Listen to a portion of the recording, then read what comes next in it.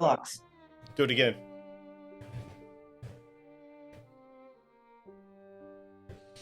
Oh, I forgot we were muted again. Dang it.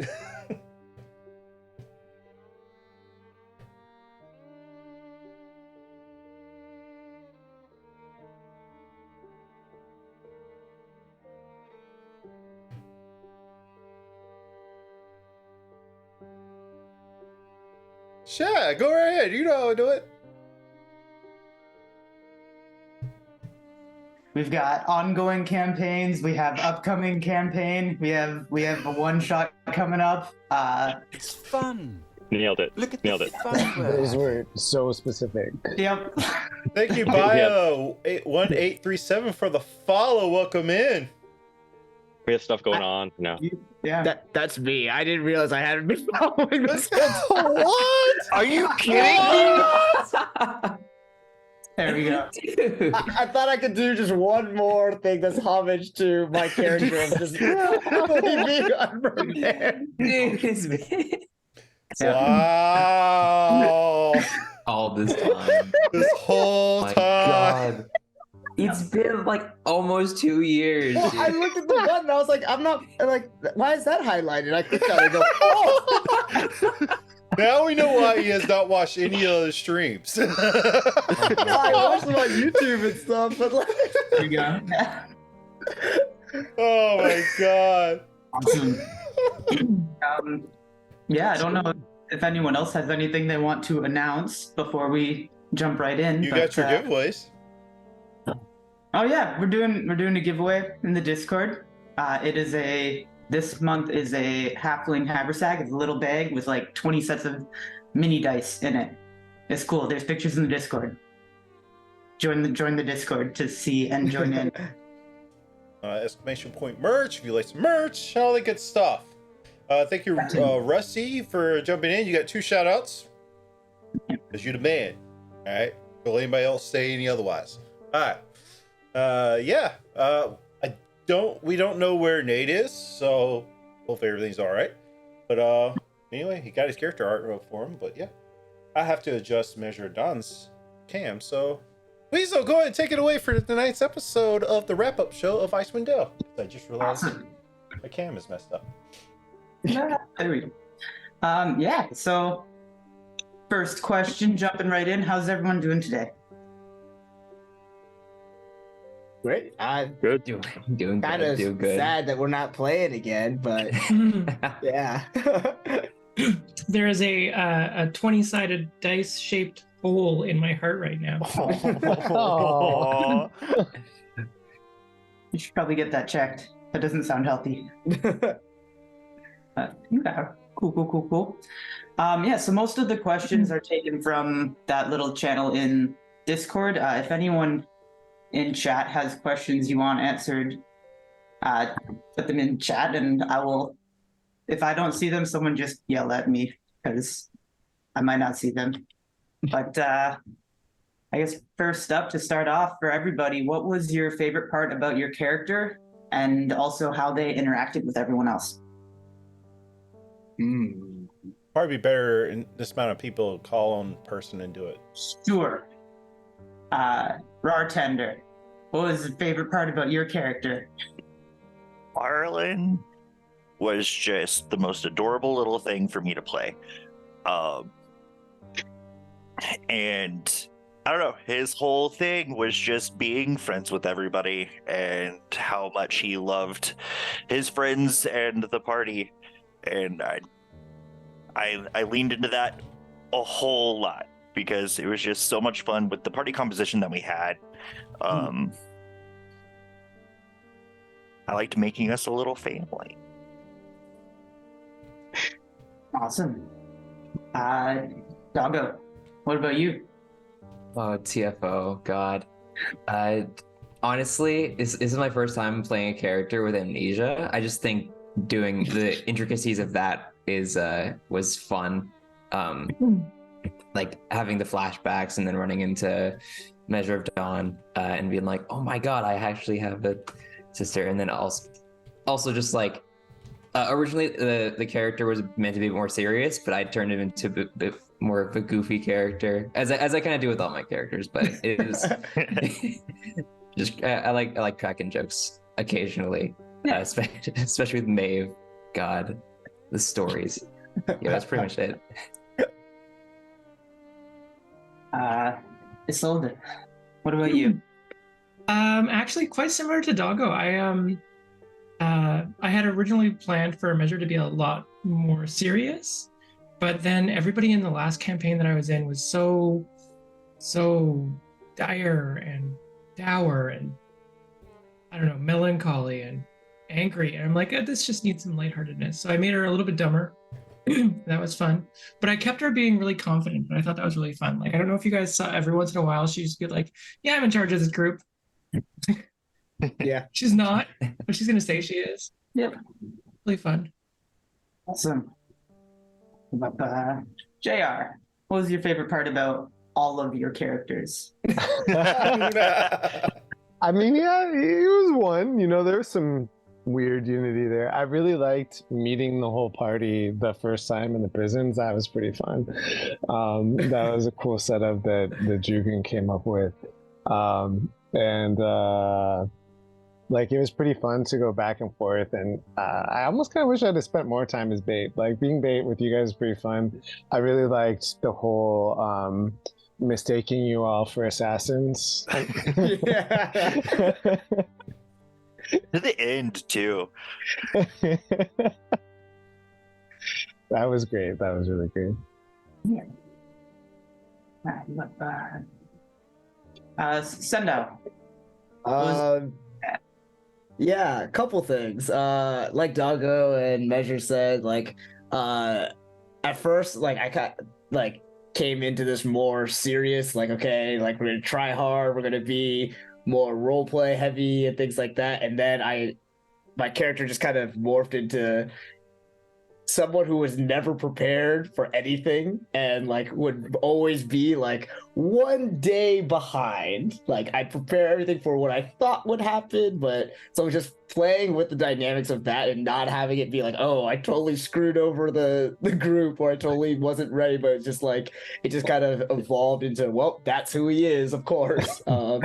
And just kind of rolling with that was a lot of fun. And yeah, I think just how it kind of evolved naturally from, oh, I kept messing up, to, well, of course it wasn't ready. Of course I did do it. Give me 8 hours and we'll be ready for that again. So Yeah.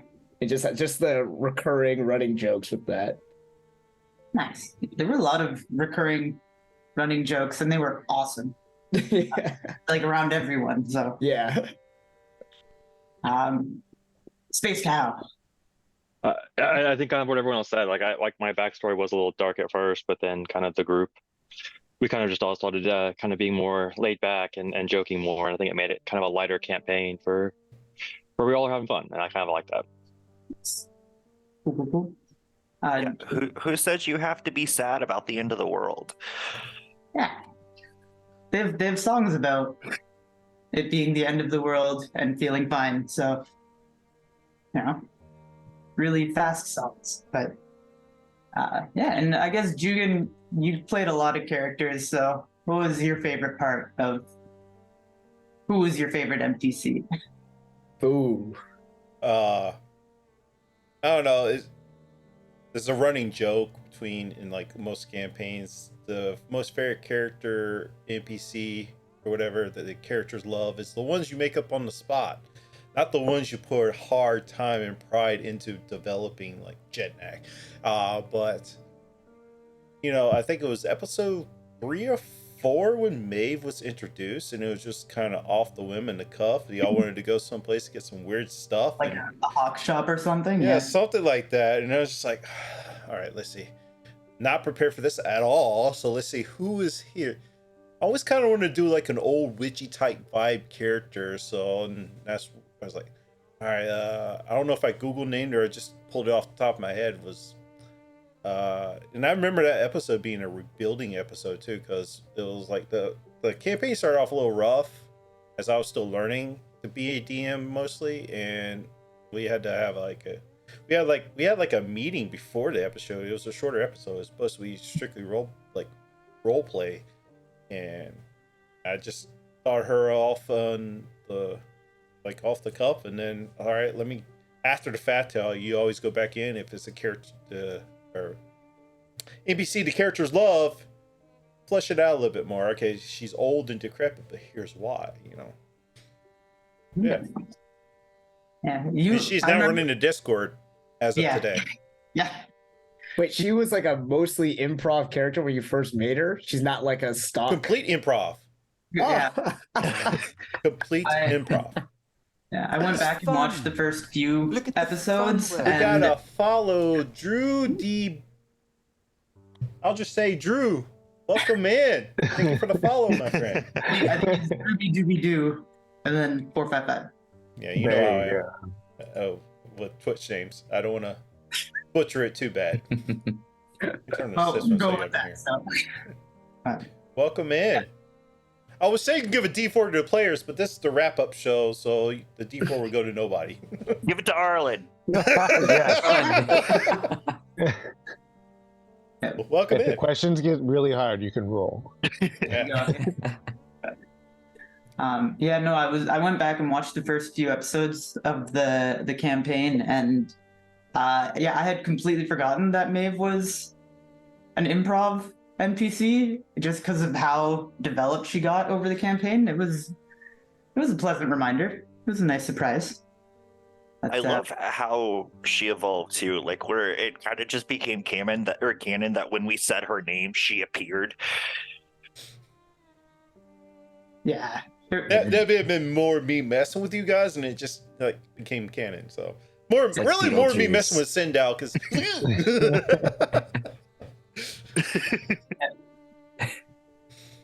Yeah, there was a lot of freedom around that character, and it worked out really nicely. So, well done. I guess building off of that, how much of the campaign do you think was prepared in advance, and how much did you just kind of do impromptu for Julian? So up until like pretty much when they attacked the Durigard.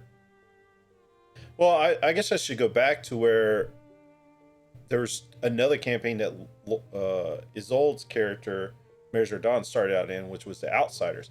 So that when I initially pitched the application for the campaign, I had so many applicants just for one campaign, so I ended up making 2 campaigns.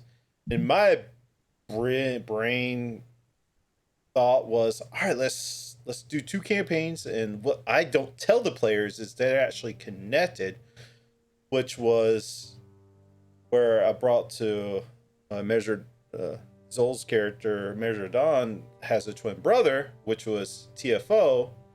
So when I was setting up the campaign, when the players were applying, I asked certain people who are applying, say, hey, are you willing to play a character that you did not create? It has no memories. You're a Goliath, right? Pitched this whole idea, and you like had no clue. You kind of discovered the character, and that's where I pitched the same thing for Doggo when the original character player had TFL to take over. So I'm going off on a tangent now, but that part was completely homebrewed, which was the Day of Vanishing. It's not in the module. The whole idea was at the end of the campaign, both parties would be fighting Levistus together. That's why he was so powerful. We'd be in like 12 players against one person. So, of course, I had to tweak it over the course of a year and a half or 2 years of this campaign. But pretty much for the most part, up until the Durigard Castle for the locals part, and even for outsiders when they fought the gnolls, in the books, Ariel doesn't have anything to do with the gnolls at all, really. But I include her in to kind of start tying in both campaigns. So that whole part of the gnolls, where they went and fought the gnolls and all that, that was more in my homebrew. Up into the castle, I changed some aspects of the castle, like in the module, the tie-in Evil Space Scouts character, Doros' character, his backstory was the Horn Devil that popped out. That's not in the modules. The Horn Devil popped out to start pushing them on into the latter half of the campaign. I would say probably 50 or 60 of that with these characters, maybe improv. So, or prepared, so, unprepared. Yeah. So, Yeah.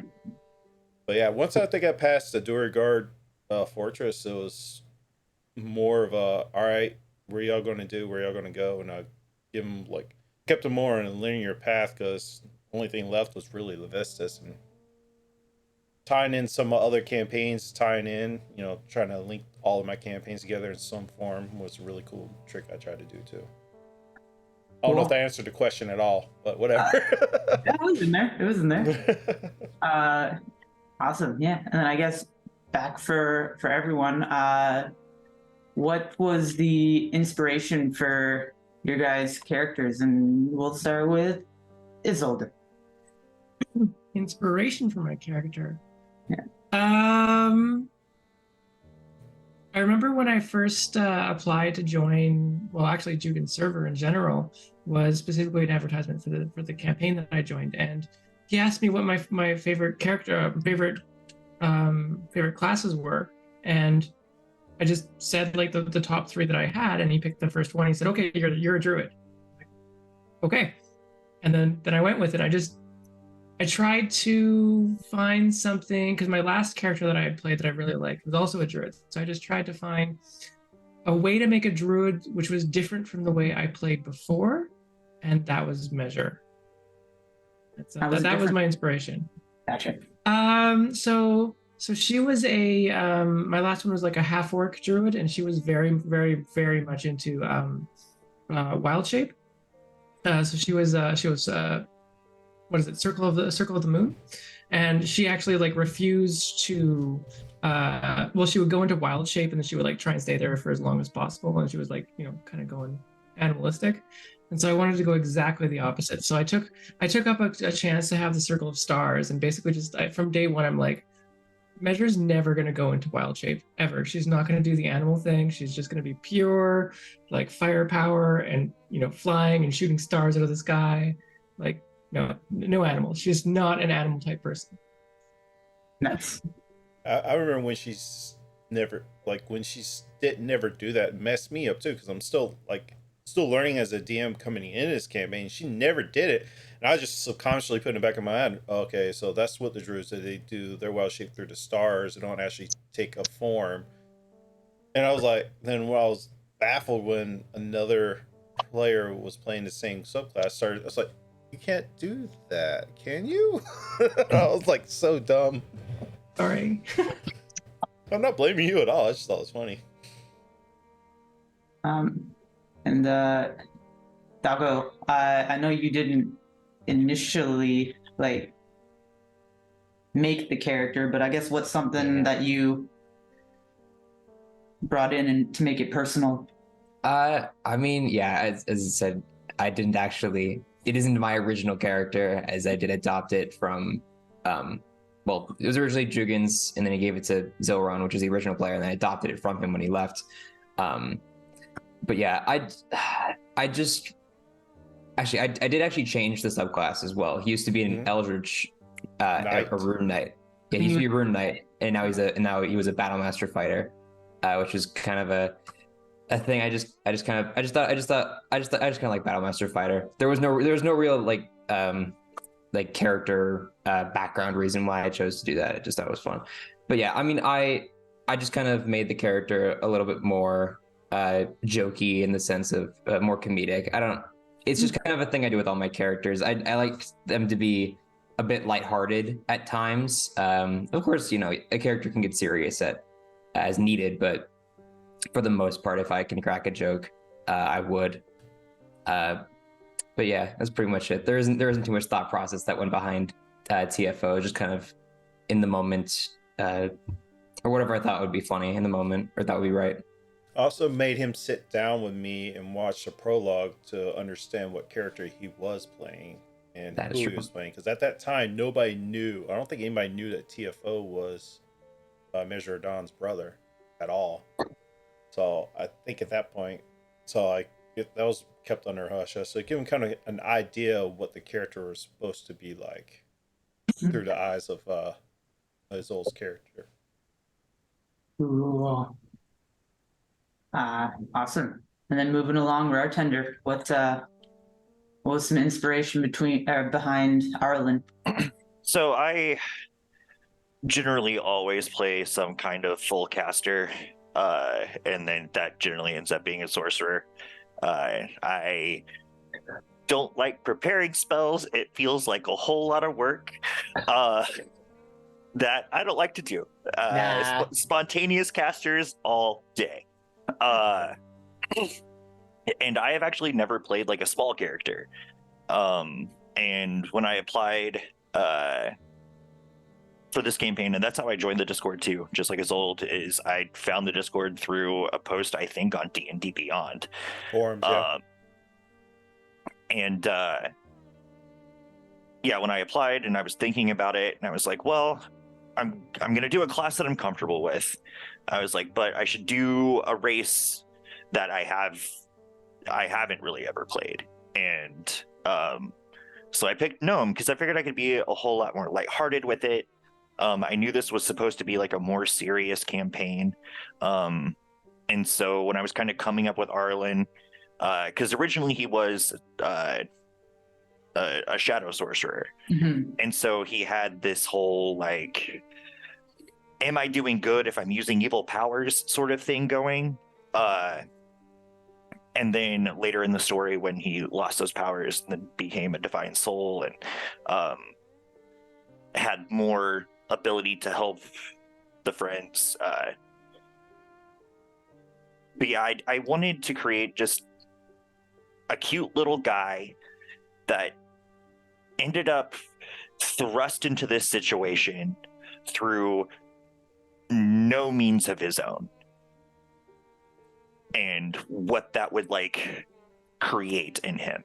And then Arlen was born, and this is one of my favorite characters I've ever played. Nice. You should also It talk was a Sailor about Moon. the transition from Shadow to Divine Soul to what we talked about. Yeah, so Jugan approached me with that. It's like, hey, the black cabin, you're Yeah, it felt like we were building to it because, you know, the whole secret of like my grandfather passing the power on to me, because he was in league with Levistus, and it was an interesting moment for Arlen to be able to let go of that power that he was so afraid of.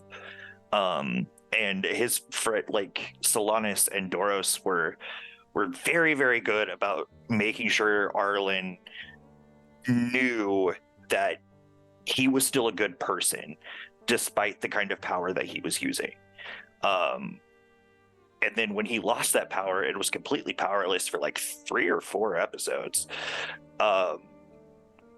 It was really interesting and uplifting to see how the party reacted to that and kept Arlen along, even though he could not contribute to what we were doing. And that just endeared him to that party even more. And then so finally when Jugan and I were talking about the direction that we wanted Arlen to go after he had lost his powers and what would happen when he got new powers, and you know, it was very well established that Arlen idolizes Solanus. And so when the subclass switch kind of got brought up, and I was like, well, I think I would like to do Divine Soul. And I had messaged Solanus about it, and I was like, hey, or Stendhal. And I was like, hey, I'm thinking about taking this new subclass. I didn't want to step on your toes with healing or anything. And, you know, we talked about it, and it became a really good character choice for Arlen. And I think the saloon thing and her giving him the power to come back and help his friends achieve their goal, which was his only goal. I thought that was just really powerful for Arlen. How terrifying was it to be in a fight against a dragon with no powers? With a crossbow? I remember because like Solanus and Doros were both just like, stay back. And I'm just like, I have a crossbow.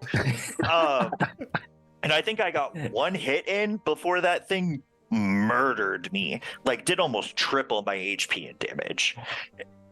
And it was like in the second, third round. It was not very far into that fight, and Arlen went down.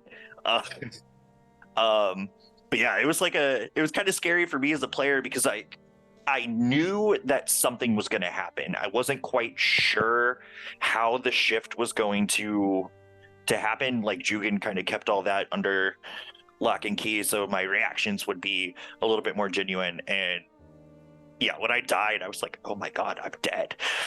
It's like, Arlen is dead. And then he got encased in that moon, and everything kind of turned out all right. He came back just a little more weird. A little bit. Awesome.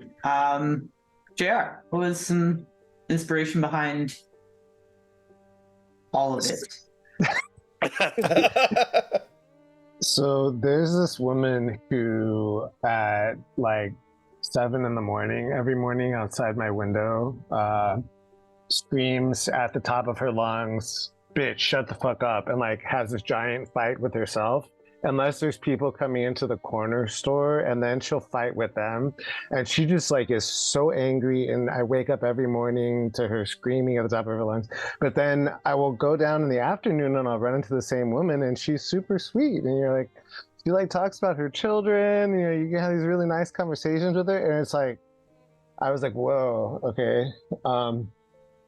I wanted to kind of channel some of the like, homeless energy that I live in the middle of, like, because I'm in downtown Los Angeles, into a character. And actually I came up with Sebastian. I kind of wanted to write like a fantasy Fight Club kind of thing, like a version of Fight Club, but in a fantasy setting, with a sorcerer that was homeless. And so I created him in my head, like planning on, I've written some things on him, but I wanted to embody him in a game. So I knew that I wanted somebody who was multiple personalities. I knew that I wanted one of the personalities to be really dark, and one of the personalities to be terrified of the dark side and be really helpless. And I wanted him to be completely and totally homeless at the start of the campaign. And so I had no idea, like I made like 7 versions. Like I was like, okay, how do I get dissonant whispers? But he also needs to be able to do sword fighting, because like the bad version of him is a really good sword fighter. And as he leveled up, instead of like learning new things, I wanted him to be remembering things that he already knew how to do, but like sort of like slowly integrating his personalities over time. Because I was also really interested in this idea of like, how does someone who's like had some kind of trauma that splits them into different pieces that are at war with themselves eventually put themselves back together? And I don't know that I really like got that answer, but at least I got to play around with like imagining how that kind of healing process might be experienced over time by inhabiting Sebastian. Because, you know, like actually like role playing a character is so different than just kind of like writing them out on paper. So I really enjoyed playing around with that. That was really fun. And what I ended up doing, like I tried him as a warlock, something else, and this and that, and this and that. Finally I was like, okay, I'm gonna half elf. At one point I wanted him to be able to do a whip and a sword at the same time, but I ended up actually never using the whip. But like I went through like all kinds of crazy stuff to try to figure out how to get whip proficiency by being a half elf, and then using an optional feature to like get elven weapon, blah blah blah blah, or whatever. And then like dissonant whispers from being a bard. And I was like, okay, I don't really like bards because they're just super annoying. Why would I want to be a bard? But I was like, okay, this is a bard that's got like his powers come from the voices he hears in his head. So that's kind of where I went there for like the sword bard kind of thing. And then sorcerer, because I wanted him not to have control over his powers. I really wanted to play a wild magic sorcerer that like. And so I pitched the idea actually to Jugan at first, like way back in the beginning. I was going to be in the other campaign, and Jugan was like, I don't know, this sounds kind of crazy. He was really hesitant about it. I was like, I know it's a really crazy idea, and I understand if you'd rather me play something else, but this is kind of what I'm thinking.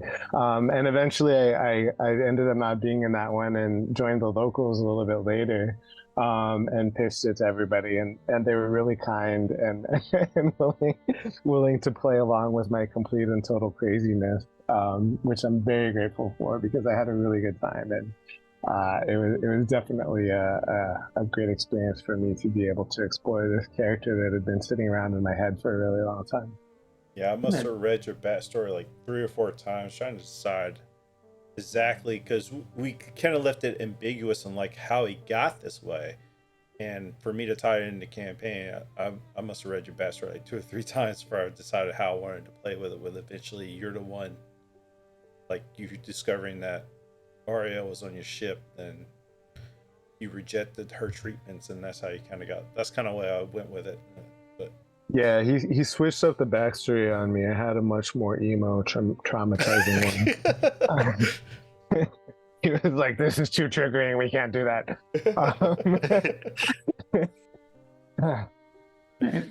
I guess I have 2 kind of secondary questions to go with that then. How many characters have you pitched to Jugan where his response was, "That's kind of crazy"? I mean, like, all the characters.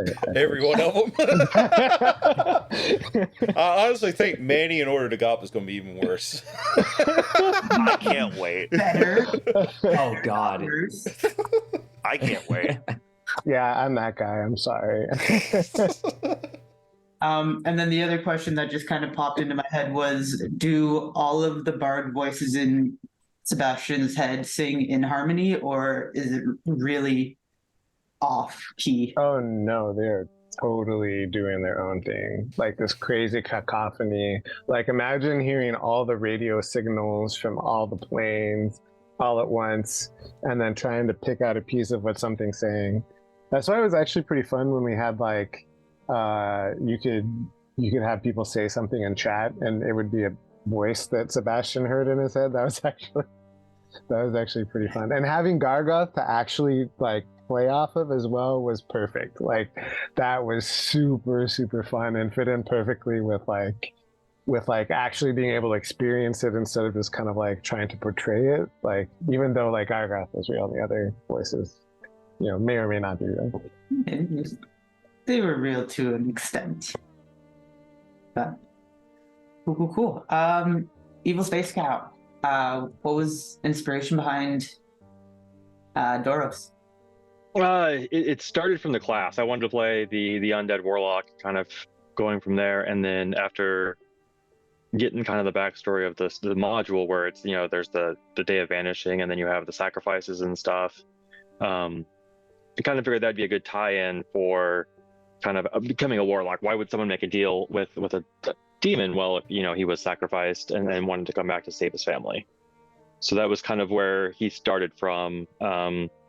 I was going to originally play him more up as like literally he was like I had like Scrimshaw written in my background. I was going to try to play that up more, but then never brought that up. But I was going to have me like doing that every now and then, and just forgot. But yeah, it was just kind of being like an everyday person that died and was given power to come back type thing. Yeah. Well, you could be Doros, basically.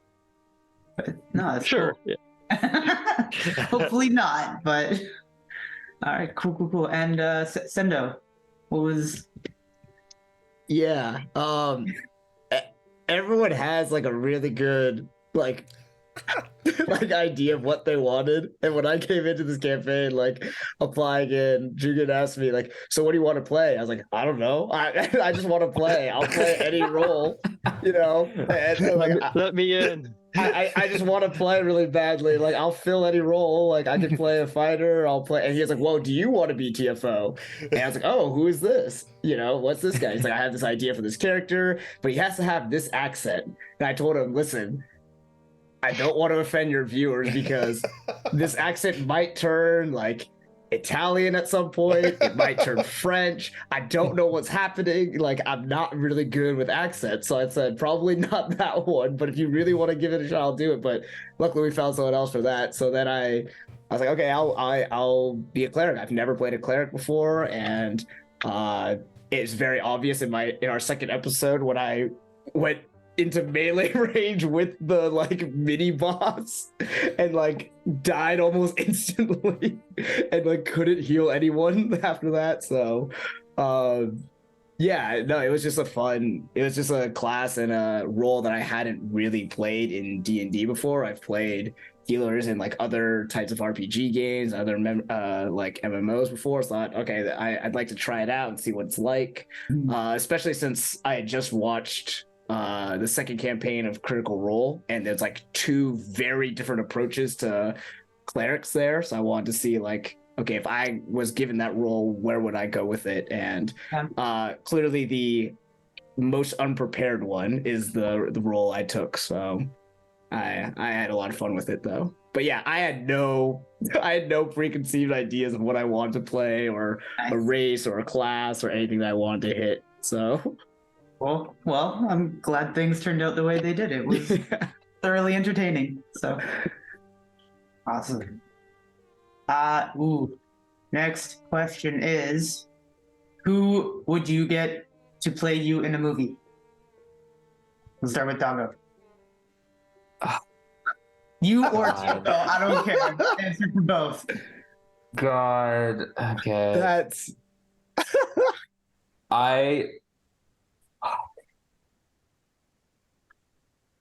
Play our character in the movie? Yeah, like play our character.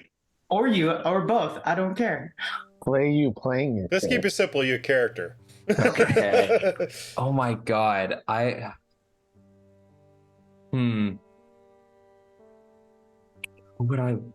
Jugan, you better be thinking about answers for every NPC. Think of the whole cast, Jugan. I should have got this beforehand. Top of my mind, I'm just thinking Ryan Reynolds, but like I'd say Ryan Reynolds for everything, but like that's God. I don't know. I think a rock would probably make that work. Actually, yeah, no. Now you say that. Okay. I think The Rock would be an interesting choice. Yeah. I mean, Teofil's a big buff dude. I mean, I don't know what more you can go. Can I also pick The Rock? Big buff guy.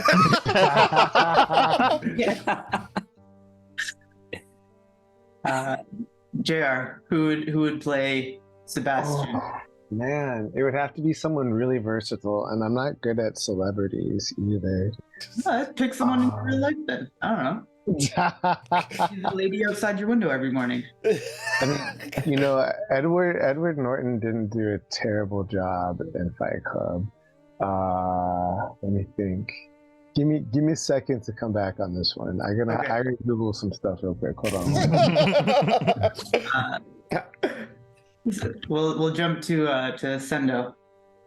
I don't know, but for some reason the first person that popped into my mind was Michael Cera. So like I don't know why, just him kind of stumbling along and whatever this adventure was just made me think of that for some reason. So yeah. Claybot in chat says everybody played by The Rock, just like Eddie Murphy's Crumpets. Oh my gosh. I would have seen The Rock do fantastic. Oh my god. Nice. Space Cap. I'm gonna cop out here. I'm gonna say John Krasinski, because one, I'm told I look like him, but two, kind of his role from like The Office, where he's like the class clown, to the Clancy, Jack Ryan, where he's kind of the more of a badass type thing. So that's kind of my character. Hey, yeah, that's good. That's good. Okay. Cool. Bartender, what about you? Tom Holland, maybe. He's kind of like tiny and adorable. Sure. Why not? Jay, are you ready or not yet? All right, looking on the internet. What did you look for? Just out of curiosity. Yeah, what were the words you typed into Google? I found a BuzzFeed article. RIS or that says 20 actors who played both villains and heroes so well, they all have range. You just have to pick Nicolas Cage. You could do William Dafoe. Ooh. David Tennant actually looks like a pretty good choice. Ooh, he was You good. could, Yeah, he was if good. you make him a little bit, Purple like Man? age him down a little bit. Yeah, Purple Man. Yeah. Yeah, David was great. Like Jessica Jones, Oh, he was yeah. such a good bad guy. Mhm. That was the best one I think that came up in that list. Though, like honestly, like when I was thinking, like the people that were coming up were like other RPG players from like Dimension 20 or something. You know, like that was some of the things that were coming to me. Cool. So, do you want to stick with The Rock, or do you want to change it? No, I think I'll change it. I mean, yes, like The Rock as well. But I was trying to figure out so I was madly Googling like people. But it would have to be like a cross between either like a young version of Lucy Lawless, who played like Xena, Oh, Lucy Lawless is so awesome. right? Yes. Somebody new for Maeve. Or what was it? Gwendolyn Christie if she had black hair. Okay, Okay. nice. I do love Gwendolyn Christie. No Tia Carrere? Yeah, she could do. She's a little on the thin side, but yeah, It's fine. Measure's Gia- pretty thick. Yeah, okay. That's fair. Jugan, pick like 2 NPCs. Or like 3. Jednak and Maeve. Who? Jednak and Maeve. No, Little Gus. Little guys, yeah. Little guys. Oh, little Gus. Well, I would think. Well, you have to kind of have to do 2, or you know, they got fancy technology. Probably, I was thinking probably like Liv Tyler from Maeve, Okay. or Laura Bailey, because I feel like they can both fill kind of both spectrums of Maeve's attitude, probably how she could be and why she couldn't be. You know. And little Gus. Oh God, how did little Gus sound? I don't remember. Let's see. Someone remind me. That's one of the NPCs. I don't remember what he sounded like or acted like. Was he more arrogant? Shoot. Not No. really. Oh, not really. Yeah. I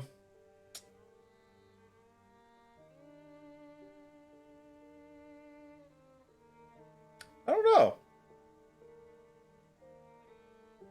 Little Gus. Ooh. I was not prepared for this question, Weasel. You didn't prompt me for this one. You asked me for the ones that were specifically to you. These are the everyone questions. Yeah.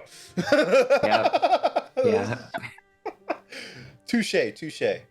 Well, let's go with little Gus. I don't know. I have no clue. My mind is drawing a blank on actors right now. The Rock again. Again. No, not The Rock. Yeah. I was thinking more of Chris Rock or Oh, okay. who's best friends with The Rock? It's always in his movies in Jumanji. Kevin Hart. Kevin Hart. There we go. Yeah, I don't know. Little guy. Kevin Hart's little guy. Just because little Gus, I imagine the same height as him, so that's the only reason. But I don't know. Okay. I don't know. Like I don't remember that character. That was so long ago now. I imagine. It has been a couple sessions since we talked for the last time we talked to Lucas. A little while, yeah. Okay. Actually, we'll roll back to that as a follow-up question. Actually, let me think of little Gus and let me look at what I think. All right, Okay. we'll follow that one up. Cool. We can do that. So I guess next question for everyone would be what or who was your backup character in case your main one died?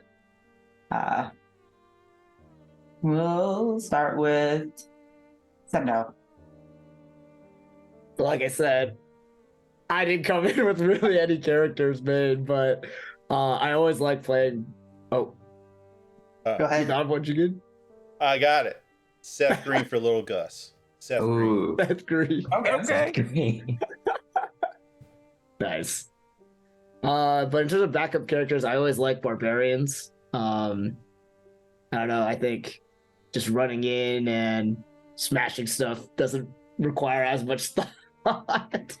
And I've always liked melee characters, so that's why I tried to pick something like a cleric that's not as upfront and heavy, even though that's what my instinct was for the first or second episode that we had. So that's probably what I would have gone back to. Okay. Cool. Doggo. I honestly didn't have a backup character. I was just hoping that TFO wouldn't die permanently, and then just if I had actually, let me bring up D&D Beyond real quick. I have like a couple that I always just kind of go to.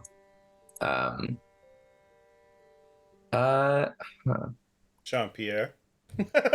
Jean-Pierre, yeah, just bring in Jean-Pierre from that. Oh God, that. I mean, Jason Uric got brought in, so it wouldn't be completely That is true. It wouldn't be completely out of the question. Yeah.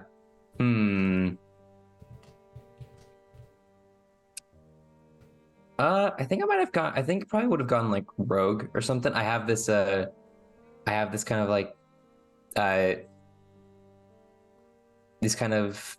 I've had this idea of like a character for a while. They're basically just like they're just like this rogue that doesn't really want to cause any trouble. They're just kind of vibing off and wherever. They do some painting, and they're trying. I mean, if they were to do anything, they would break in to someplace just to paint, not to actually steal anything. Just to be like, yeah, I went there. I painted this. like a work of art or like vandalism, like Doggo. Like a work of art. They have like a little sketch. They have like a little book where they have like, their sketches and other painting stuff. Cool. I think that'd be an interesting replacement for a character. Yeah, like graffiti artists think of what they do as being art too. Yeah. Cool. Yeah. But you're talking about breaking into someone's like kitchen, setting up your easel, and like. Yeah, pretty much. But I mean, like, so a little bit more. I mean, like, not just someone's kitchen. Like, I'd break into like a vault or something, and then it's just like, oh, look at all this loot. Let me just set up, and then and just paint all these piles of gold. It's like, all right, job's done. Leaves, you know. Okay. Nice. JR, what was did you have a backup character? I mean, I have like 900 characters made on D&D Beyond that will probably never see the light of day. Obviously, Manny is my favorite of all time, but he probably wouldn't have fit in Icewind Dale because he's 90% useless in combat. But I had a few. Like one was that I've been kind of wanting to play. One is a genie warlock that's basically like been stuck in his bottle for 1,000 years, and then someone finds him, and he was like tricked by a djinn, and he's slowly turning into a genie, but doesn't realize it. And he has to obey whoever has his bottle, and he'd have to say yes, master, to whoever it was that had his bottle, and he'd be like a talisman warlock that, like, to the best of his ability, has to fulfill all their wishes. Another one I had is kind of like similar in fighting style to Sebastian, so it might have been too similar because it's kind of a gish. It was I wanted to play someone who would eventually multi-class in Echo Knight and Wizard, and they would basically be trying to change the past and have broken themselves and accidentally like split themselves into like multiple timelines, and that's where their Echo Knightness came from. But I felt like since Sebastian's a gish, that would have probably been too close. Yeah. Cool. Isolde, what was your backup? Did you have a backup? I had a couple. So I won't go into one of them because I'm actually going to be playing them in Jugen's next campaign, which I'm really excited about. But the other one I also actually got to play, but in like an actual in-person game. So I had like fully developed her just in case anything happens. And she's a grave cleric, fully human, and she's like super emo. Like she's like really into death. Like she's got like full out black cloak, black armor, like white face, really, really dramatic makeup. It's great. It's great. Yeah. She would have been a joy to be around. Cool. Okay. Bartender. Like TFO, I was just kind of hoping that Arlen never died.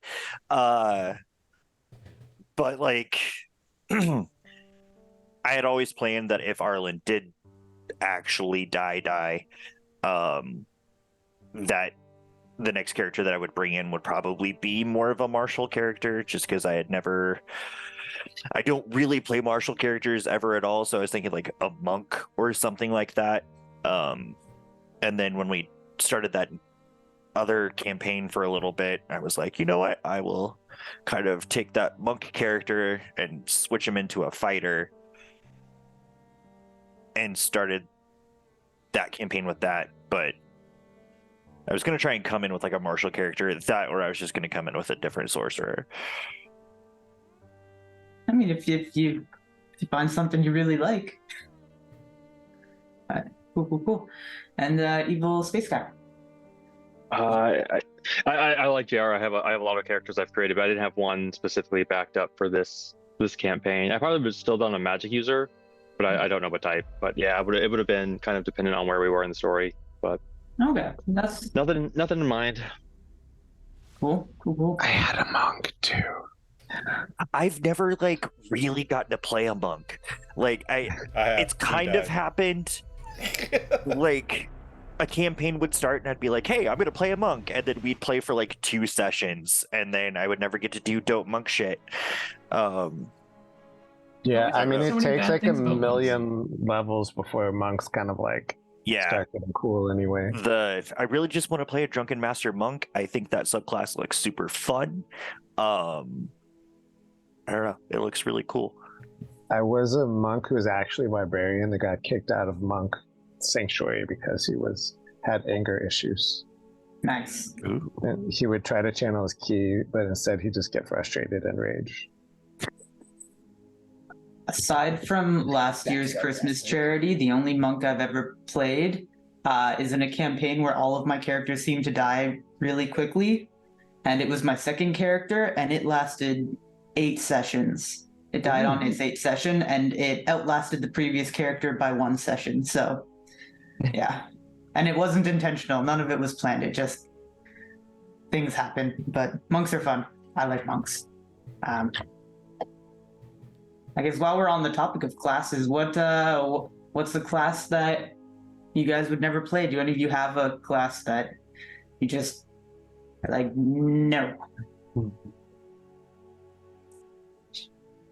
Doggo, you look excited for this one. Just class or subclass? I'm God. Class I never play. I do like all the classes. I think they're all nice.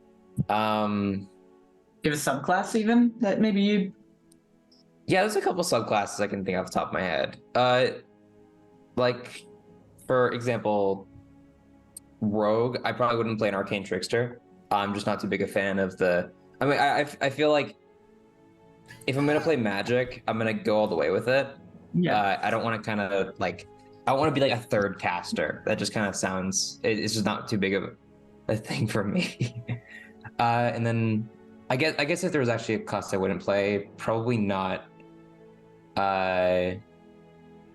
Warlock. I'm not too big a fan of. I know Warlock has its things. Yeah, sorry. Yeah, I just could never see myself playing a Warlock. Just the kind of backgrounds for creating one, and also like the way its spell casting works. I'm just not too big a fan of it. Cool. Jugan, is there a class you'd never play? Fighter. I think they're boring. Really? The subclasses are so interesting, though. Yeah. There are some good subclasses. So, There's some okay, really good subclasses. I'm not really hating. Like I say this all the time. Reason I say that because a lot of times I think Doggo is the first person I see to actually stay with it, other than I'll force him to take Paladin for his story arc because I need him to take a certain weapon. But anyway, but most people I see only take a couple levels in Fighter and just dump it because they want to get the Action Surge or the Second Wind, and then they leave it and they go on to what they want to really do. So that's like, yeah, Fighters cannot get a bad rap for it, but at the same time, I like casting magic. I want to do magic stuff.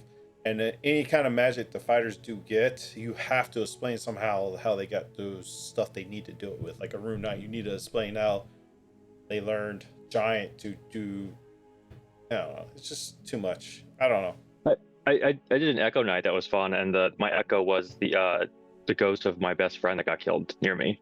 Yeah. Ooh, that's And so so it was cool. If you can make it them was like a really cool Echo Knight. Yeah, if you can Yeah. make them where the story ties in your backstory or whatever really cool, then I'm all for it. At the same time, it's just, I don't know. I've just never been a fan of fighters. I think sometimes it's cool when there's a party composition and then you just have your human, champion or battle master fighter. They're just a dude in the middle of all of these crazy people slinging spells and calling down divine callings, and then there's just a guy and his sword. Well, who am I kidding here? I'm one of those forever DMs. When am I going to play a character? I There's believe one in my one shot. Yeah. That one's going to be fun, though. I can't wait for y'all to hear that voice. It's going to be great. I already got the voice lined out. Oh. Is it the Russian? Oh yeah. No. Not saying nothing. Yeah. Oh. Darn. But I'm excited now. Sendo. What's not?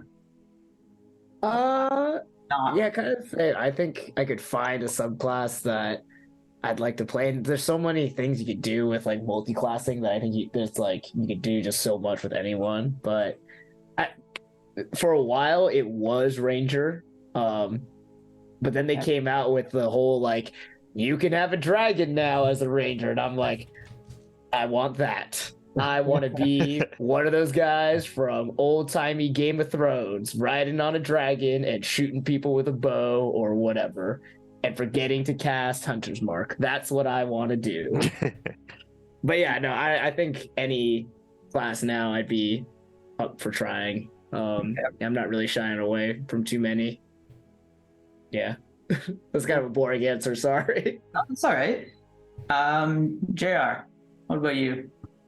I mean, I don't think as much in terms of like classes as like I'll come up with a character concept and then I'm like, how do I hammer some sort of weird ass 7-part multi-class into this idea I want to do?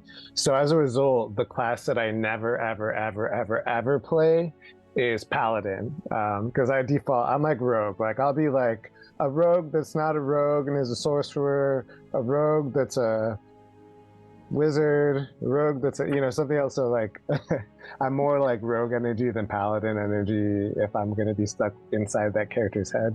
Though as a DM, I do have Paladin bad guys that I've played. Yeah, but yeah, the Paladin, like, I don't know, like just sort of like I don't know. I can't get into the whole like Paladin-y stuff. Another one that I've done a few times, but I have to reskin all the time is clerics. So I've done like some clerics, but I completely strip them of like what they're supposed to be and just kind of like use the abilities, but then like totally recast it. So I had like a woman who, have you seen Penny Dreadful? Yes. You know, the cut wife? Okay. And Yeah. So I wanted to play the cut wife, but the best one for like creepy necromancy stuff is actually cleric more so than actually being a wizard necromancer. So I like reskinned this old woman of the woods, like kind of like she would heal you, but she'd use like she'd like crush a bug or something in her hands, and like you just like get some like creepy healing that way or something, So yeah, that's another one why I kind of feel the need to reskin them big time. I feel like Sebastian was a bard, but he was a heavily reskinned bard as well. He didn't have any music. Yeah. Cool. And this is my first bard actually. Would you do it again? Oh, absolutely, it was so much fun. Isolde, what class do you think you'd never play?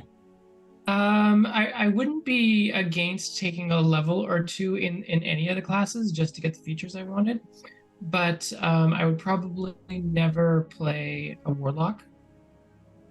Sorry, I just. Hold up.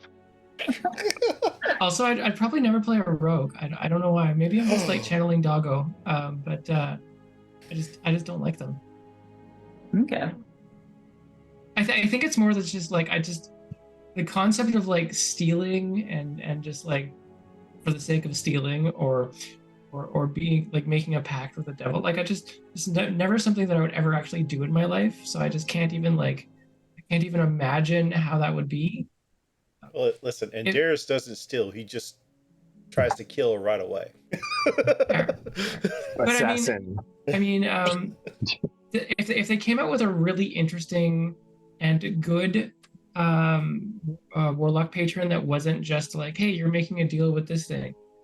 There's the genie. They made a genie there's one. the genie. That one's okay, especially a couple of like the flavors of the genie, like the elements. Mm-hmm. They're good. But Celestial Warlock looked really fun, but it just seems really weak. I've had players combine Celestial Warlock with Paladin. Yeah, that could be interesting. I can see that. Anyway, so those are I don't know. They're just like they're really on my bottom list of things that I would pick as a first class. Cool. Evil Space Cow. Mine is anything homebrew because I always feel like they're broken. I always feel like whenever you have a homebrew player playing your game, that player is like 3 times more powerful than everyone else at some point, and it's like not balanced. So I do not like homebrew at all for characters. I once played in a campaign where I was the only one not using homebrew, and it was really hard to stand out. Yeah. So,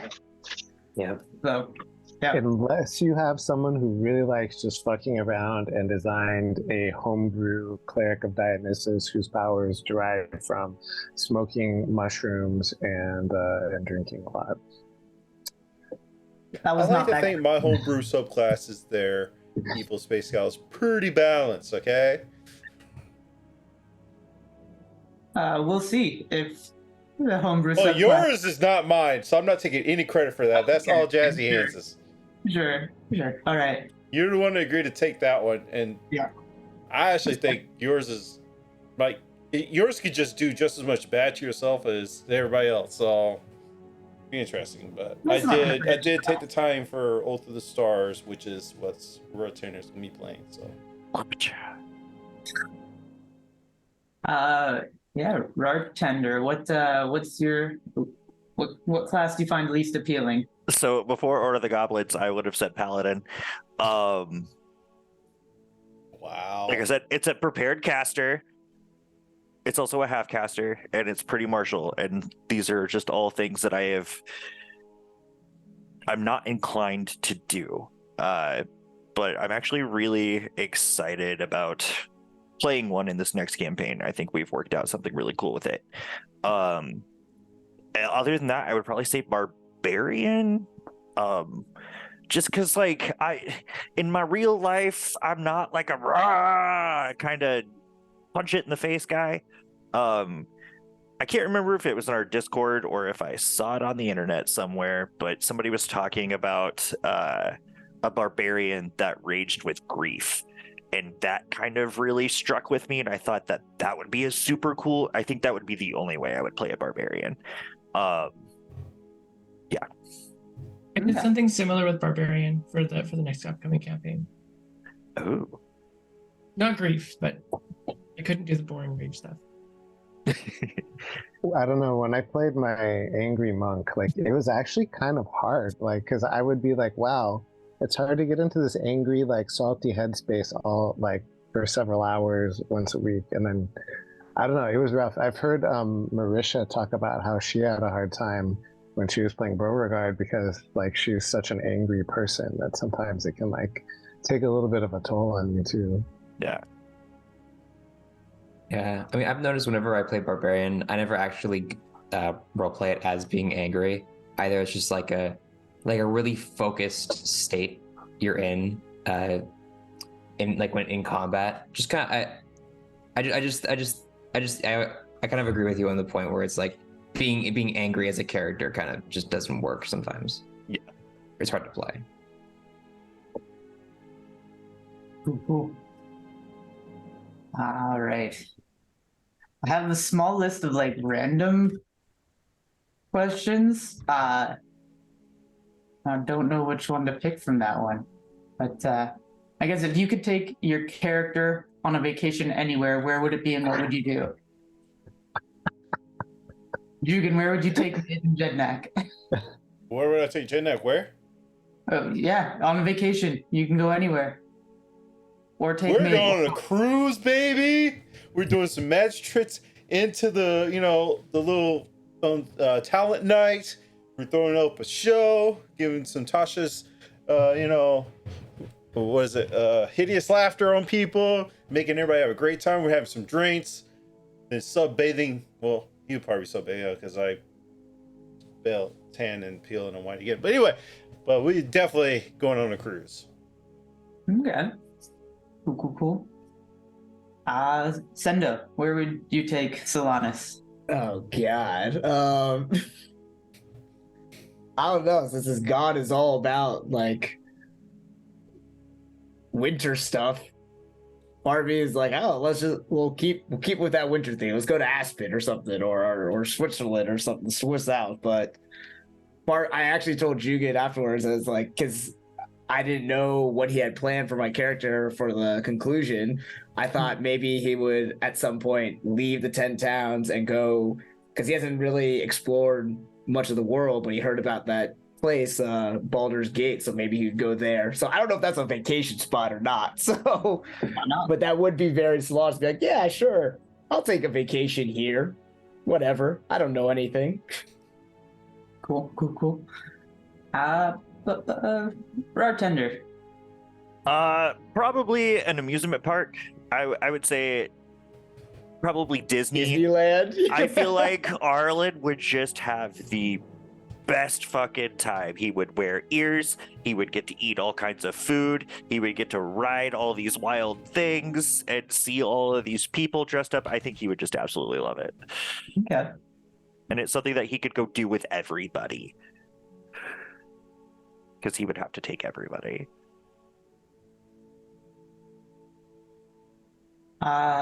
Yeah, that would you pay for everybody or would they have to pay for themselves? Arlen would probably do his best to pay for everybody, and then once he realized how expensive it was, he would be very upset about it, but he'd still end up doing it. That's okay. Sebastian already stole some tickets.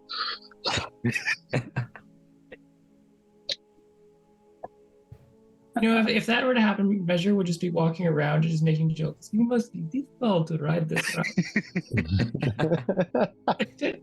Yeah, he would probably get every- really upset that he'd just only ride the teacups and the Dumbo, Nice. but I'm sure he would love it. It's a small world. Small.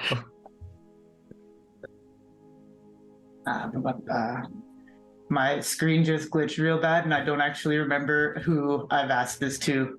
So put up your hand if I've asked you. Thank you. No. I went into panic mode for a second. I thought I closed Zoom and then realized I could still hear people, and that meant it wasn't closed. Doggo, where would you take TFO? God. I mean, you can't go wrong with a trip to Jugan's Hole, Oh my god! Can you escape the wrap-up Yes, show with that? yes. It's Had to be canon. Had to be said. Had to be It is said. not canon. Anyway, no. I feel like TFO would enjoy a nice spa day. Just kind of, hot springs type deal. Yeah, something simple. JR, Where'd you take? Ooh.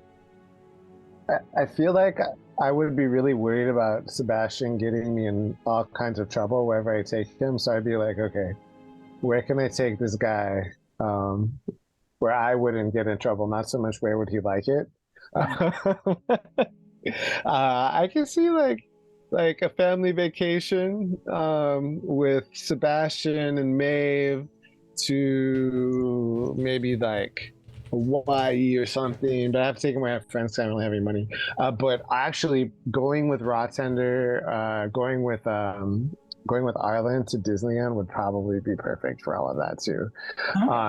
So we could even like get our stroller and like hammer through people like they do at Disneyland, and I think Sebastian is less likely to get into trouble when he's running around trying to keep up with Rawtender and trying to keep up with Ireland and keep an eye on Ireland. So I think that would be a good combo for Sebastian.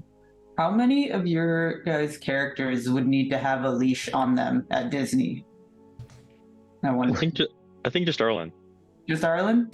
I got to locate person when we're going. I'm ready. I'm ready. I saw this TikTok where somebody clipped a balloon to the girlfriend walking through Target, and that's probably what they would do to Arlen. Yeah, that's a good idea. Nice. Isolde, where would you take Measure of Dawn?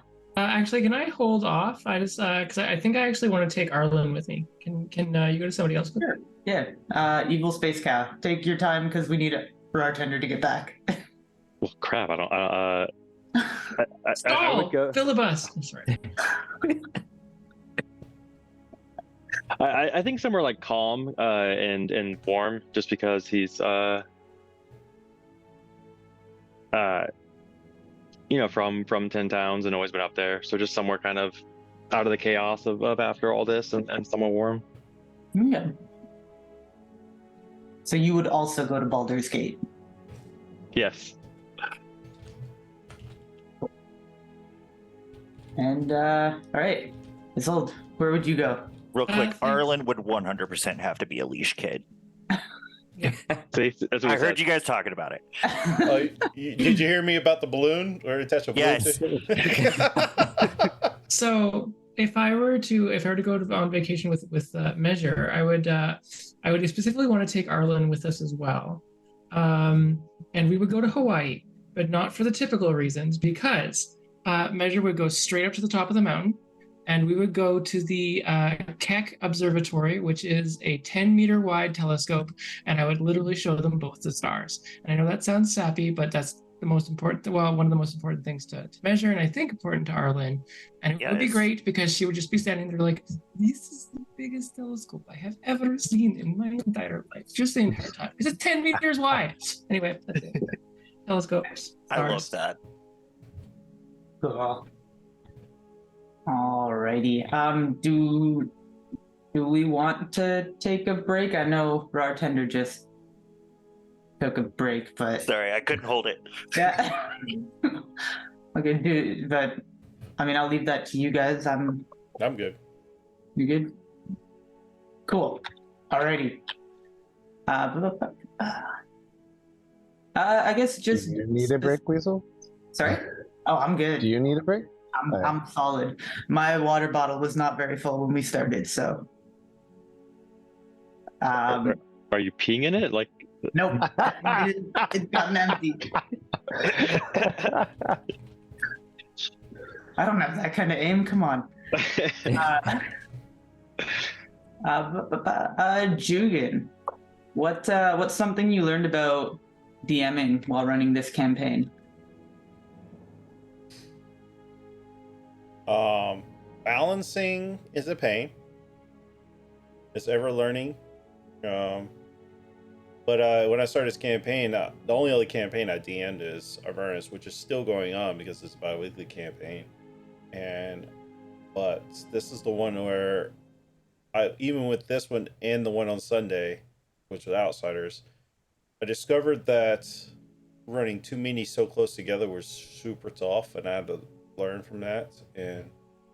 And like, I'm sure even Space Guy can contest this. You're ever learning when you do it. you're always learning something when you're DMing. So these are more, I guess, whereas this campaign I was really I feel like towards like midway towards the latter part I really hit my stride and finally got in a groove with what I was, my idea of myself doing, and just learn to take the reins off.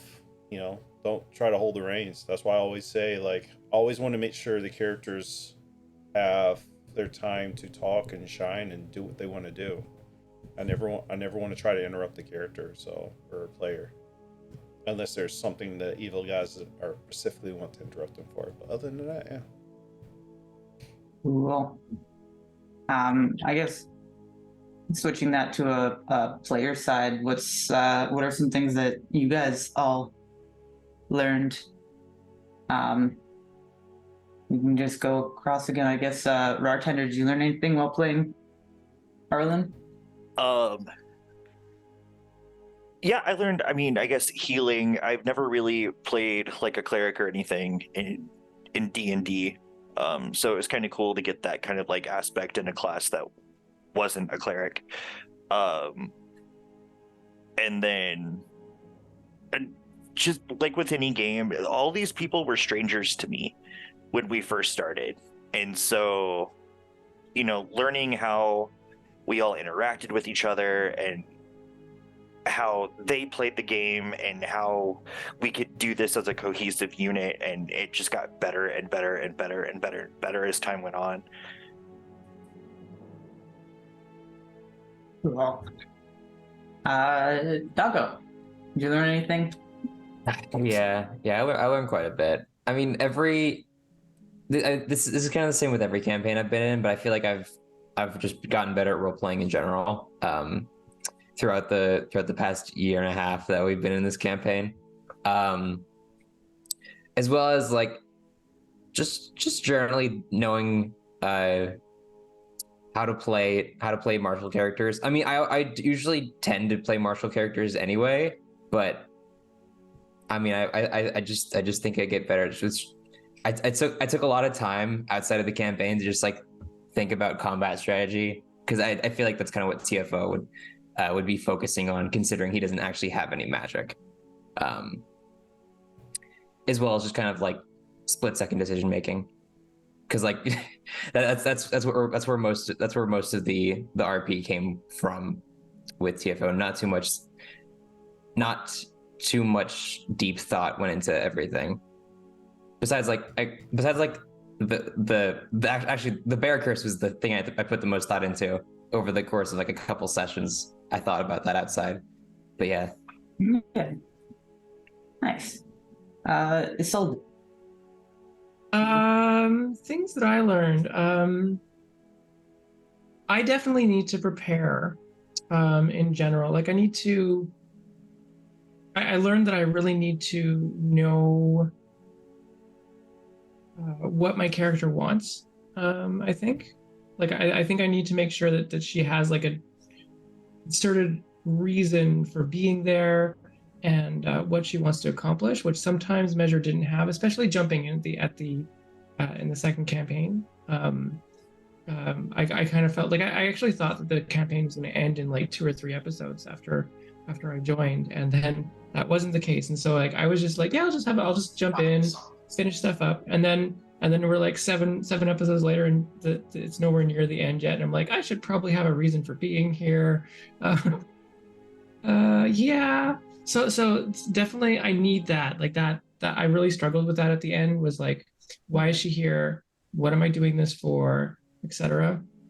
And so I latched onto I'm here for my brother, and that was it. So I think the thing that I learned is I definitely need to make sure that I have that concrete in my head, not necessarily like a 40-page backstory, but I just need like a thing that I can anchor onto. Nice. JR, what about you? You learn anything while playing Sebastian? Yeah, I mean, a lot of times, combat is like this annoying thing you have to do between RP for me. So, a lot of times my characters suck at combat big time.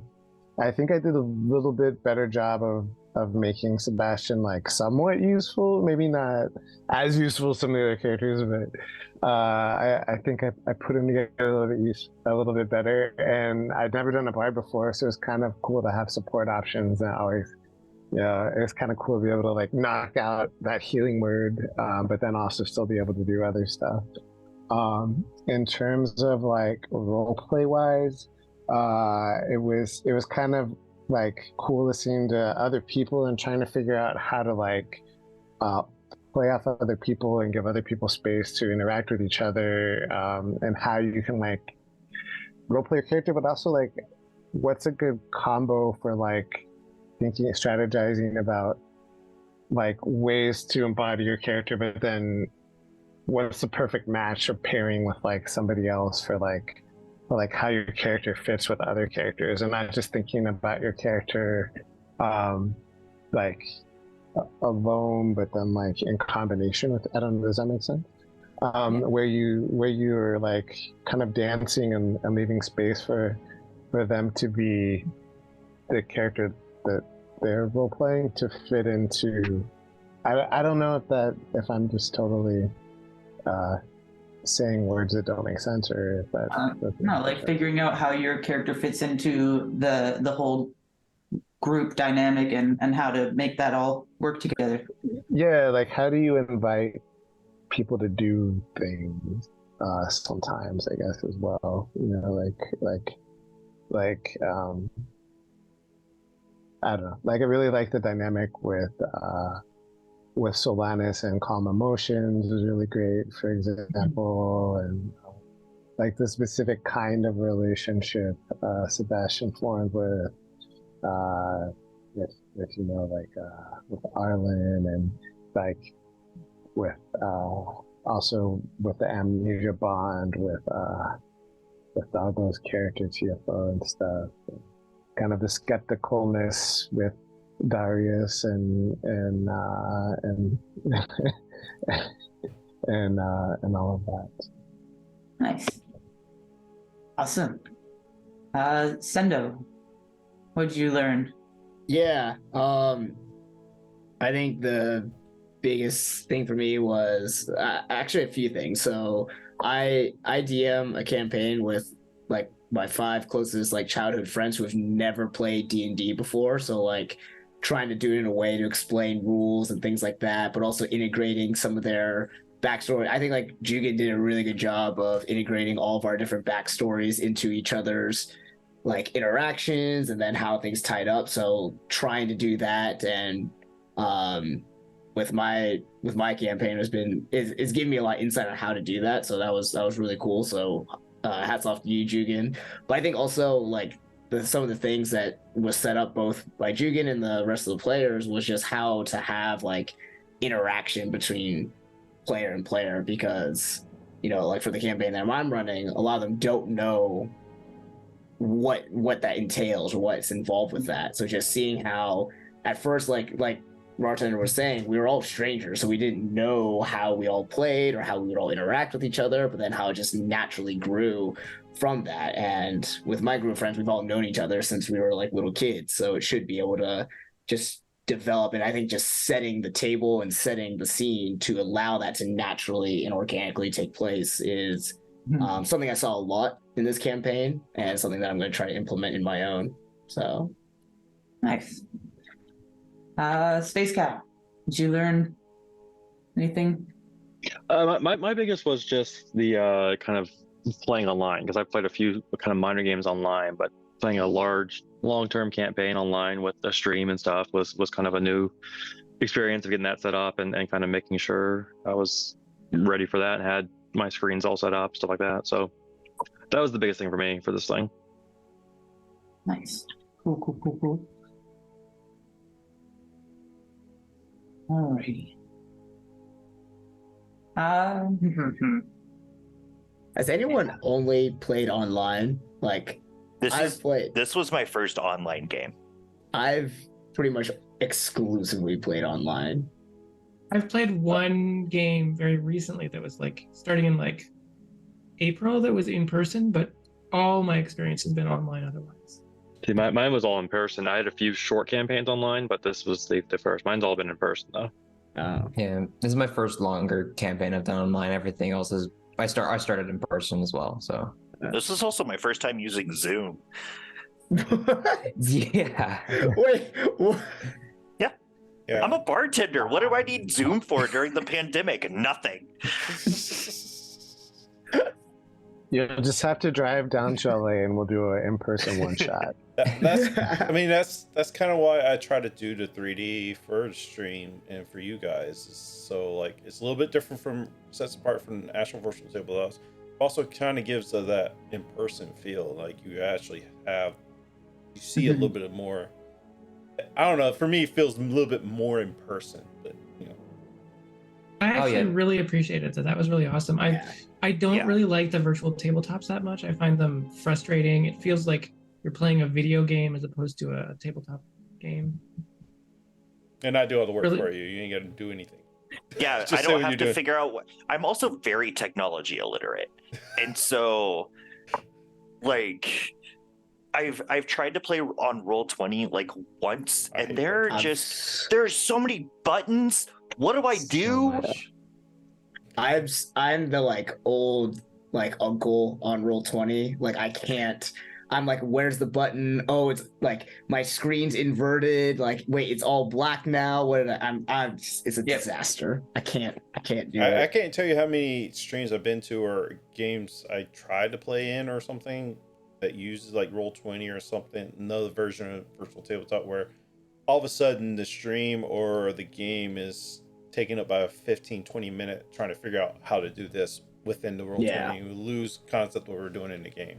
And I definitely did not want that. And I know how I am. I'm just like, Words Ender's like, no, I'm already got 10 million things I'm doing right here just for stream, and I got to learn a virtual tabletop to try to not mess it up during stream. I'm good. I'll go with this. I already have half the stuff from the in-person game that failed, so. And I mean, you're honestly, the maps you make are super cool. Yeah. They're always super dynamic. It's really cool to be able to like see that fight happening in that kind of map and being able to interact with the things that are there. And it's 3-dimensional too. That's pretty awesome. Yeah.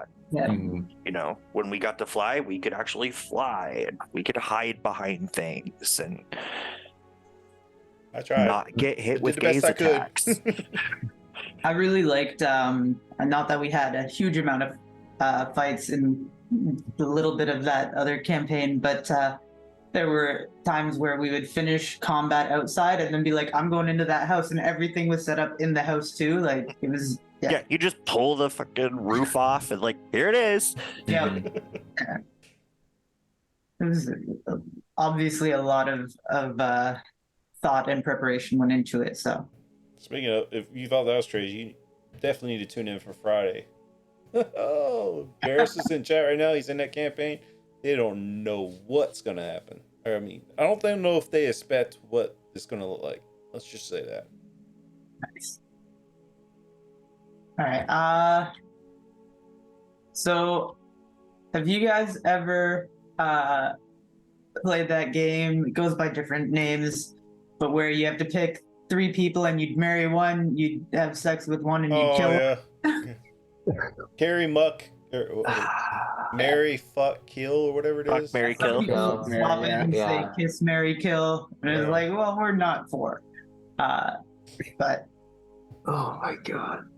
I mean, Doggo's the baby, but Yeah, thanks. Thanks for so yeah, I guess Space Cap with everyone's characters. Is NPCs Would included? you personally? wait, yeah, can we do NPCs? Sure, why not? That doesn't help me. I got nothing. I have no idea. Cop out. I mean, I would marry TFO because we had, I would our say bond. the previous characters will be in Bond. play too, like Remy and Lagatha. I will say those will also be in play if you want. If that helps. Well, It's just No. There's too many options. Okay, so you'd marry TFO? that's all I got. Well, that's... I'd probably kill Sebastian because I did try to kill him by banishing him and it didn't work. So. That's true. Yeah, there were a few attempted deaths. All right, and who would you have hanky panky with? Yeah, who'd you have that one night? You got two out of the way. You might as well do the third. It can even be a night you regret. I got nothing. Oh my god. I'll think about it. I'll hear what else is. Okay. Sendo, what about you? All right, I'm killing Maeve. Uh,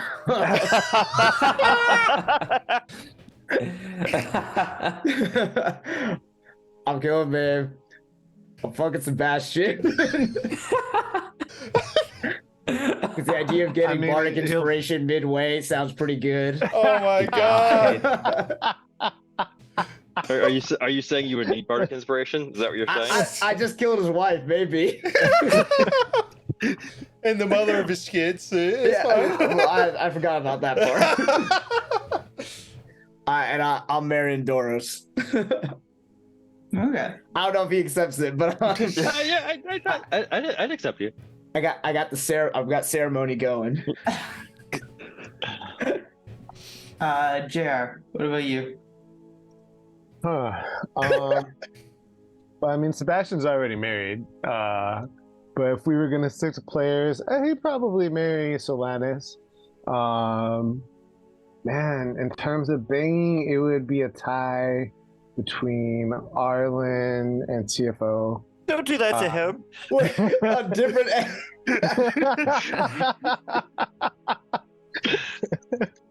And then he and Graves did not get along at all, so I'm sure that they were going to kill each other one way or the other. That's canon. Yeah. Okay. Arlen. I'd probably marry Solanas. Yeah, everyone wants to marry Solanas, let's be honest. I mean, Arlen was an asexual, but I guess if push came to shove, it'd be JR. And then Not Sebastian, JR. Sebastian. Probably, I don't know. Arlen always had a soft spot for bait. And then I have to agree with the Graves thing. Oh. Graves and Arlen never got along, and Arlen gets along with everybody. But yeah, and I also thought it was super ironic that the two people that Graves absolutely hated were the one step out his body. I didn't even think about that. That was not on purpose at all. That was not on purpose at all. Oh crap. Doggo. I guess I'll marry Doros. I'll reciprocate those feelings. I guess I'll kill Maeve. Cause sure. I'm sorry. I'm sorry. Is it because she never liked your stories? You never liked my stories, yeah. They were such good stories. I don't You had the understand. best stories. Yeah. I never got And anything you in kept return for those trying stories. too. You're the did. only one who kept trying. I never got anything in return for those stories, even when I had good stories. And then I guess I'll fuck little Gus. I don't know. That's I can see that. yeah. All right. Isolde. You know, it's funny how often I'm agreeing with Doggo's responses. No, okay, so first of all, just like Arlen, I didn't give Measure an orientation really.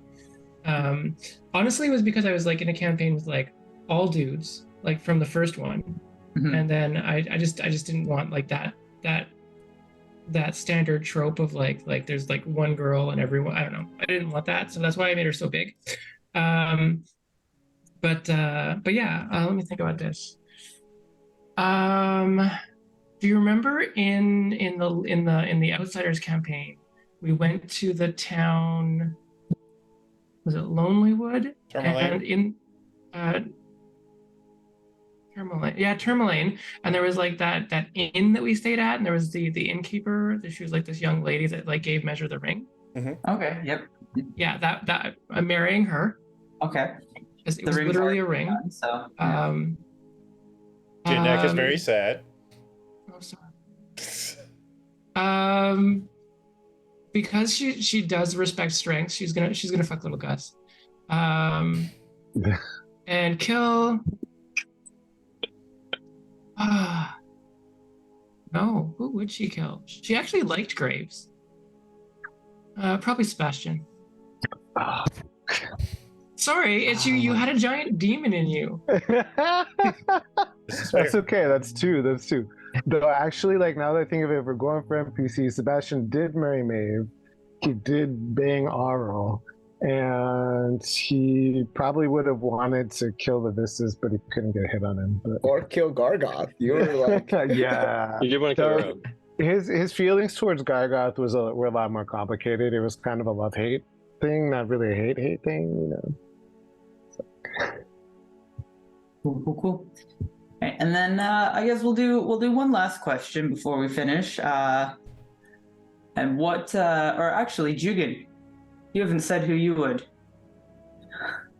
All right. So, am I or which NPC is? No, you. Oh my god. I don't want to That's answer a big putting him on the spot there. Well, God. I mean, I had said you guys, and you all changed it to your characters, but you know, whatever. Honestly, I didn't feel comfortable saying what I was gonna do. Yeah. oh, I definitely Yeah. thought you meant our character. Can you just pick Yeah, I an thought NPC you and don't meant put our me on the character spot as here? well. Fine. Who would little Gus marry, hang, and kill?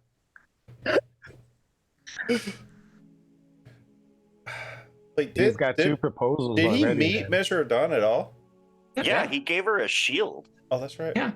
Oh, and he gave her a gravy, so probably definitely marry Measure of Dawn. Probably F one of his servants that was helping out too. He had an elf servant, so he's probably doing her in the background. Probably kill Sebastian for being picky as fuck. No, was it Sebastian? It was Darius. It was Darius. Darius. Darius. Oh Darius. yeah, he would kill Darius. That's what it was. Yeah, he'll kill Darius because he was being such an asshat about the fucking racers. That's who he probably would kill. Those are his suggestions. Alrighty. Yeah, and then I guess to finish things off, what would your character consider to be like the ideal death? Like the way to go? That's morbid. Yeah. A couple of them did go, so Yeah. But how would they have wanted to? got it. We'll just go along the rows. Bartender, what would Arlen's ideal? I mean, Arlen kind of went out how he wanted to go out, but like, if it was in battle, it would have to be because he was doing something that would cause one of his friends to survive. Okay. Because that's all that was the deal he made with Saloon. That was all of it. All he wanted was for his friends to live.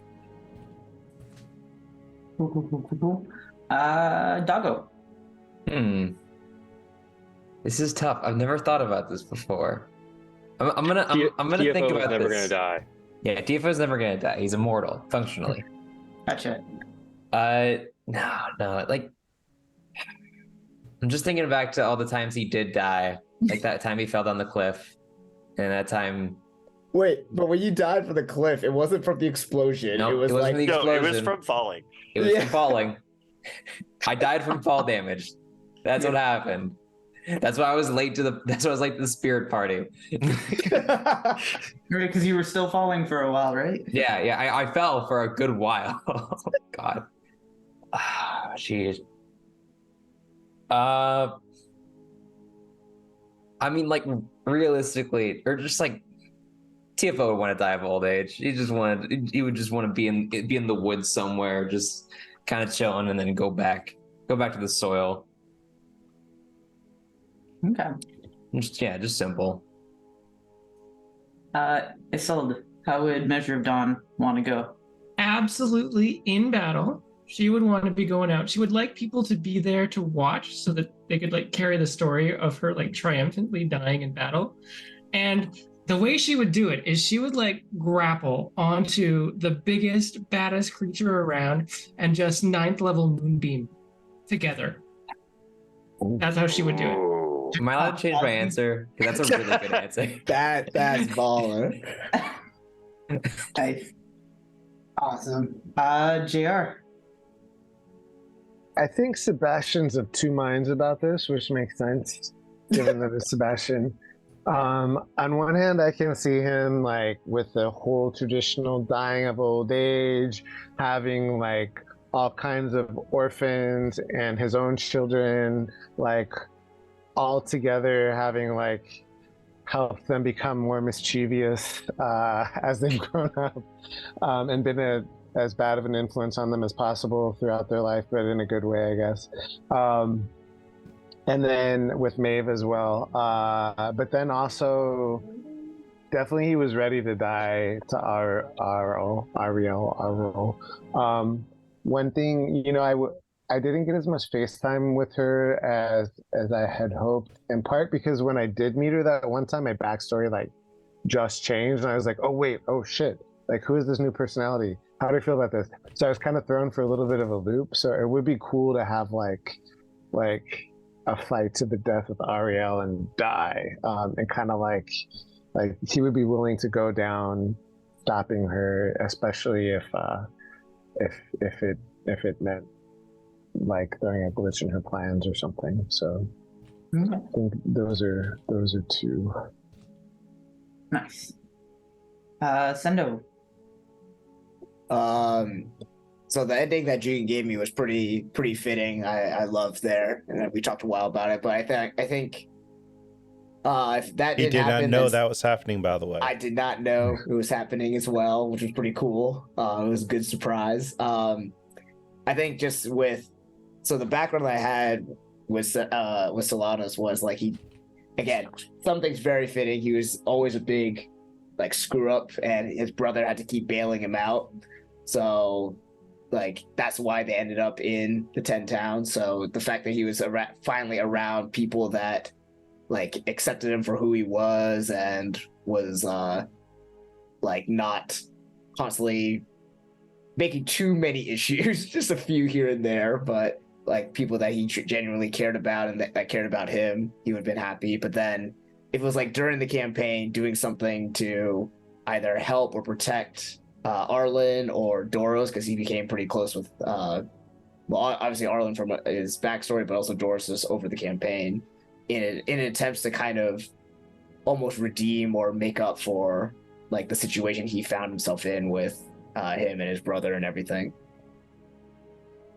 Well, and Evil Space Cow. I think since Dolan or Doros kind of made the deal to save his family, and kind of spending time with this party, we became a family. It would have been either protecting someone in this group or to protecting my family, but basically just just kind of like I think Arlen said is saving someone's life, kind of putting myself in danger so someone else can get away or keep safe. I would like to add that if Arlen went down in battle, he would leave behind some light just so Sebastian couldn't have advantage with his Shadow Blade. Maybe that's who Sebastian needed to kill. I want Dark Arlen back. Nice. But yeah, well, that's all I got. You didn't ask me that one question that you were asking me earlier. I didn't. You know, I mean, I can. Sorry, it's not all I got. I Now have it's a little like awkward, but really sure. disparate ones. Um, sure, yeah.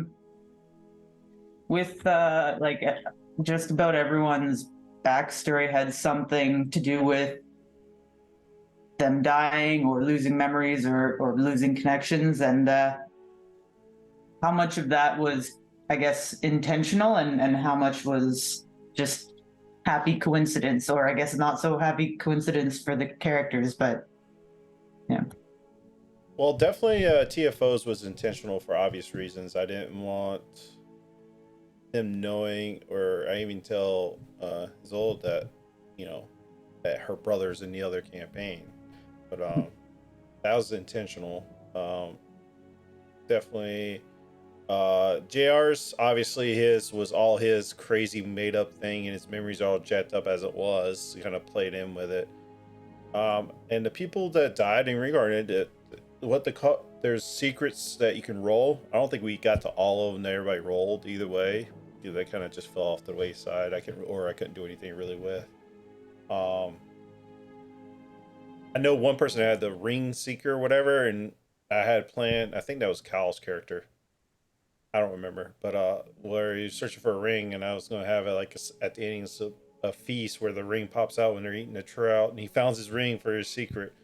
But yeah, there all the characters had to roll secrets, and Doros and Solanas both got died and brought back as a different race. So I kind of took that and ran with it too, to, you know, like for Sindal's character, I just decided right when that happened that his character was going to have like the Frodo thing where he was brought back to finish out his thing. And then when me and Kyle was talking about him bringing hit or switching to a different class, and I was like, hey, and they came in together in the campaign together, which is also kind of ironic. I said, hey, you feel like doing, I didn't tell him that, you know, Sindal's character was dead too. I didn't tell anybody. And so how would you like to do the Frodo thing? Because in my head, my vision, how it played out, where they would lead together, is kind of like how it happened. But yeah, just, you know, Measure Dawn kicked off the campaign with the orbs and the Day of Vanishing. Levistus has this special ability where if we can touch the character and they have to make a save, they lose all their memories. So I played into that with the Day of Vanishing to affect people's memories. So I said, oh, we'll play it like this. Like JR's character got hit with a direct ball of that energy, and that's why he's all jacked up, and that's why he's all messed up. That's why Doggo's missing his memories. That's why Sindal and all of them don't quite remember their memories correctly or something. But, you know, a lot of misleading stuff. So it's just a lot of it's happy coincidence. Some is specifically put the way it was to tell a good story. I also kind of made it, I told Evil Space Scout in the final battles, like, right when Levistus comes in your head, it says the time is now. That's because I had predetermined if Levistus got to a certain health level, which it didn't quite get to, but the stream was running long and it was like 22 hit points away. I was like, it's time to do it. So, because little, you know, Arlen back there with 13 HP, but somehow can make all his saves, keeping everybody alive. Holy aura. Holy aura is such a broken spell. Who needs it? Even with his negative, he was still able to hit, but it just, you know, he still needs you to get down because, you know, it's still saving their butts. So, but yeah, like happy coincidence, I like to say, and also the secret table they had they rolled off of when making their characters had a lot to play with it too.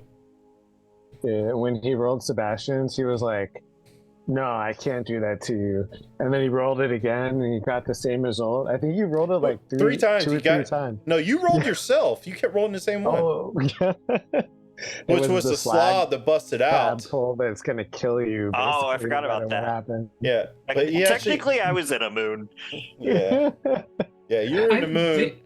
You got So that he gave secret me 3 times, two. and then the one you actually got, I forgot what your actual one was. It was the Dark Duchess one. Oh yeah, then we just end up taking that and just making that all part of your backstory. So yeah, we combined it with Yeah. Do you remember what one I had? I completely forgot. Yours was the owlbear thing, I think it was. You had the owlbear one, I think. Oh, that's right. I could whisper to owl bears. Yeah.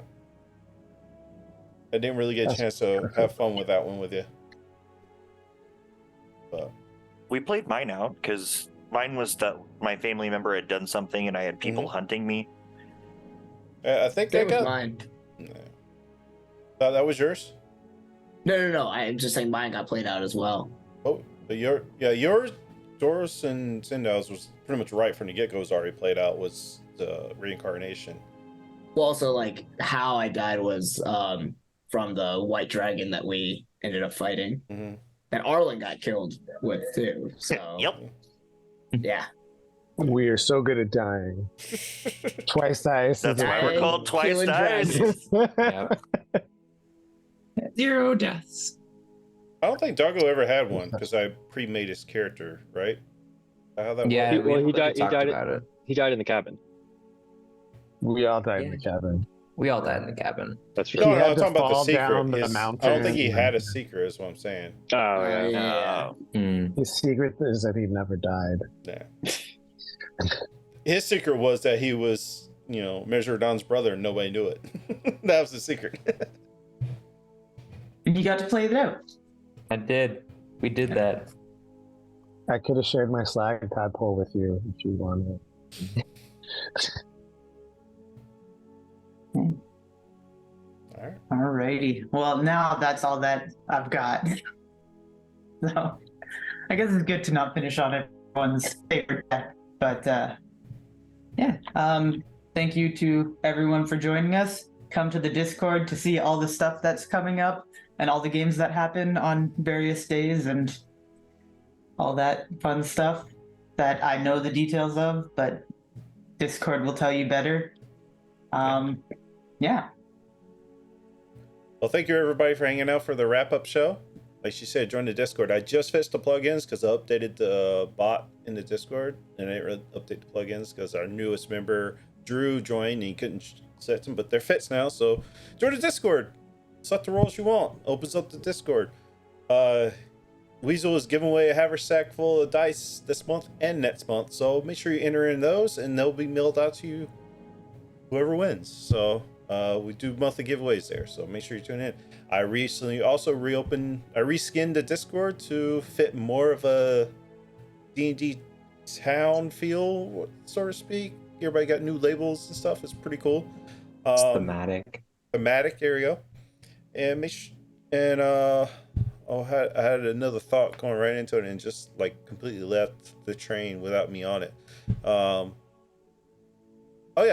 I recently opened it up back to anybody that's a DM or DM to make your own games. Just make sure you follow the laws of the town in the Discord when you make your D&D posts.